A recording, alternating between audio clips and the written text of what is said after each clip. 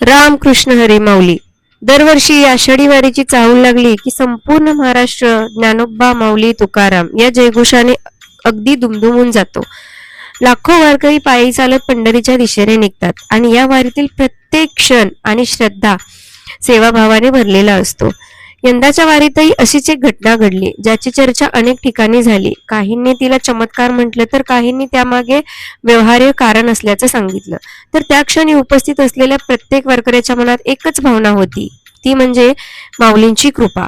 आळंदीहून पालखीचं प्रस्थान झाल्यानंतर वातावरण अतिशय मंगलमय होतं. टाळ मृदुंगाचा नाद, हरिनामाचा अखंड गजर आणि हजारो वारकऱ्यांच्या पावलांनी संपूर्ण मार्ग भक्तिरथाने आणि भक्तिरसाने भरून गेला होता.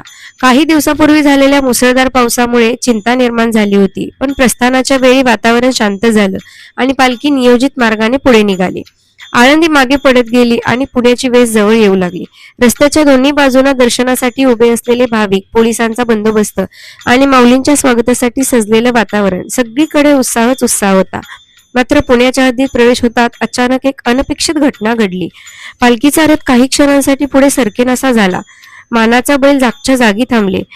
चालकांनी प्रयत्न केले, पण रथ हलतच नव्हता. क्षणभर संपूर्ण परिसरात अगदीच शांतता पसरली. अनेक वारकरी आश्चर्यचकित झाले. काहींनी हा दैवी संकेत मानला, तर काही जण नेमकं काय घडले समजून घेण्याचा प्रयत्न करू लागले. याच वेळी अनेक वर्षाचा अनुभव असलेले काही ज्येष्ठ नागरिक पुढे आले. त्यांनी घाई न करता संपूर्ण परिस्थिती बारकाईने पाहिली. पुढे त्यांनी जे सांगितलं त्यामुळे त्या घटनेकडे पाहण्याचा दृष्टिकोनच बदलून गेला. रथ काही क्षण जाग्यावरच थांबल्याने काही अनुभवी वारकरी शांतपणे पुढे आले. त्यांनी कोणतीही घाई न करता सर्वप्रथम माऊलींच्या पादुकांना नमस्कार केला आणि मग रथासमोरील मानाच्या बैलांची अवस्था पाहिली. थोडं निरीक्षण केल्यानंतर त्यांना लक्षात आलं की कोणतीही तांत्रिक अडचण नव्हती. अनेक दिवसांचा प्रवास, आधीचा मुसळधार पाऊस, अचानक वाढलेली गर्दी, ढोल ताशांचा मोठा आवाज आणि सततचं गजबजलेलं वातावरण यामुळे ते मुकेजू काहीसे दचकले होते. त्यामुळे त्यांनी पुढे जाण्याऐवजी जागेवरच थांबणं पसंत केलं. हे समजताच वारकऱ्यांनीही कोणताही गोंधळ न घालता शांतपणे हरिनामाचा गजर सुरू केला. काहींनी बैलांच्या पाठीवर प्रेमाने हात फिरवला, तर काहींनी त्यांना पाणी दिलं. काही क्षणात वातावरण पुन्हा शांत झालं आणि भक्तीचा सूर अधिकच गहिरा झाला. अवघ्या काही मिनिटांनंतरच ते बैल पुन्हा शांतपणे पुढे सरकू लागले. रथ हळूहळू मार्गस्थ झाला आणि संपूर्ण परिसर पुन्हा एकदा ज्ञानोबा माऊली तुकाराम या जयघोषाने दुमदुमून गेला.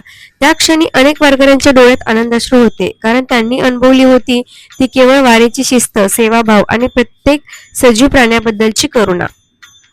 तर या घटनेकडे पाहण्याचा प्रत्येकाचा दृष्टिकोन वेगळा असू शकतो. काहींना हा केवळ योगायोग वाटेल, तर काहींना माऊलीची कृपा.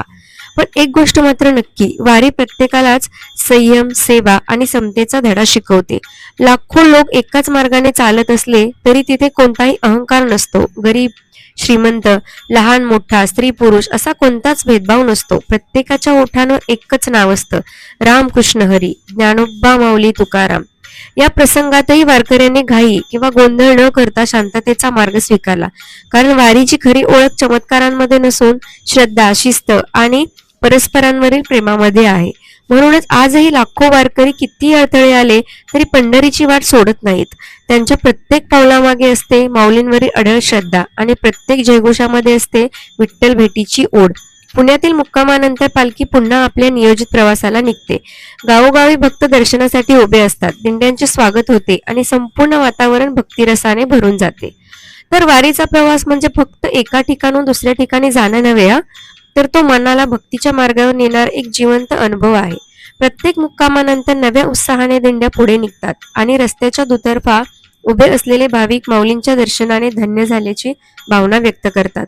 पालखी जिथे जिथे पोहोचते तिथे टाळ मृदुंगाचा नाद, हरिनामाचा अखंड गजर आणि भगव्या पताकांनी सजलेलं वातावरण पाहायला मिळतं. अनेक गावांमध्ये वारकऱ्यांसाठी पिण्याचं पाणी, अन्नदान, वैद्यकीय सेवा आणि विश्रांतीची व्यवस्था केली जाते. हीच आपल्या संस्कृतीतील सेवा आणि समर्पणाची खरी परंपरा आहे. लहान मुलांपासून ते ज्येष्ठांपर्यंत प्रत्येक जण या वारीचा भाग बनतो. कोणाच्या हातात टाळ, कोणाच्या खांद्यावर भगवा ध्वज, तर कोणाच्या ओठांवर अखंड विठ्ठल नाम. हजारो पावलांचा एकच ध्यास असतो, पंढरीच्या विठुरायाचं दर्शन.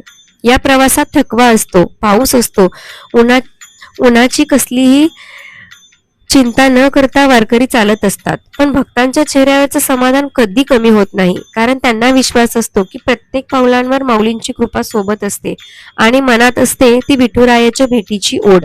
आणि अशाच भक्तिमय वातावरणात पालखी दिवसागणिक पंढरपूरच्या अगदीच जवळ पोहोचत असते. तर या संपूर्ण प्रसंगातून आपल्याला एक महत्वाची गोष्ट शिकायला मिळते.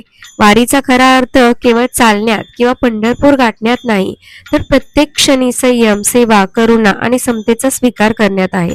रथ काही काळ थांबला, पण त्या काही क्षणांनी लाखो वारकऱ्यांना एक सुंदर संदेश दिला. श्रद्धा म्हणजे गोंधळ नव्हे, तर शांतपणे योग्य मार्ग शोधण्याची ताकद. वारकऱ्यांनी त्या मुक्या बैलांनाही माऊलींचंच रूप मानलं. त्यांना दोष न देता प्रेमाने समजून घेतलं, विश्रांती दिली आणि शांत वातावरण निर्माण केलं. याच करुणेमुळे काही क्षणात रथ पुन्हा मार्गस्थ झाला. कदाचित म्हणूनच शेकडो वर्षांपासून ही वारी आजही लाखो लोकांच्या मनात जिवंत आहे आणि पुढेही ती अशीच राहील याची खात्री आहे. कारण ती फक्त परंपरा नाही, ती माणुसकी, सेवा आणि भक्ती यांचा चालता बोलता एक उत्सवच आहे आणि अर्थातच त्या पांडुरंगाची कृपा आहे. तर मंडळी, आपल्या आयुष्यातील अनेकदा असा प्रसंग येतो जेव्हा आपला प्रवास काही काळ थांबतो, पण याचा अर्थ प्रवास संपला असा नसतो. कधी कधी थोडा विराम हा पुढचा मार्ग अधिक योग्य आणि सुंदर करण्यासाठीचा असतो. म्हणूनच अडचणी आल्या तरी श्रद्धा सोडू नका, संयम सोडू नका आणि माणुसकी कधीच सोडू नका. कारण जिथे प्रेम, सेवा आणि हरिनाम असतं, तिथे माऊलींची कृपा आपोआपच सोबत असते. जर हा प्रसंग आणि त्यामागचा संदेश तुम्हाला मनापासून भावला असेल, तर कमेंटमध्ये एकदा प्रेमाने लिहा, ज्ञानोबा माऊली तुकाराम, रामकृष्ण हरी. आणि अशाच भक्तिमय माहितीसाठी आणि प्रेरणादायी कथा पाहण्यासाठी आपल्या चॅनलला नक्की सबस्क्राईब करा. रामकृष्ण हरी. जय जय रामकृष्ण हरी.